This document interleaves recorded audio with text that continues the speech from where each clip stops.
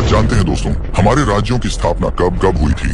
राजस्थान की स्थापना 1949 में, वही असम, बिहार, ओडिशा, तमिलनाडु, उत्तर प्रदेश और पश्चिम बंगाल की स्थापना 1950 में, आंध्र प्रदेश की 1953 में, वही केरल, कर्नाटक और मध्य प्रदेश की स्थापना 1956 में, महाराष्ट्र और गुजरात की 1960 में, वही नागालैंड की स्थापना 1963 में, हरियाणा और पंजाब की 1966 में, वही हिमाचल प्रदेश की स्थापना 1971 में, मणिपुर, मेघालय और त्रिपुरा की 1972 में, वही सिक्किम की स्थापना 1975 में, अरुणाचल प्रदेश, मिजोरम और गोवा की 1987 में, वही छत्तीसगढ़, उत्तराखंड और झारखंड की 2000 में, तेलंगाना की 2014 में, जम्मू कश्मीर और लद्दाख की स्थापना 2019 में हुई थी।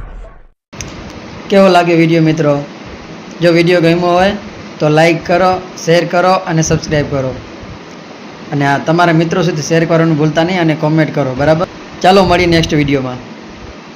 ચેનલને સબસ્ક્રાઈબ કરવાનું ભૂલતા નહીં.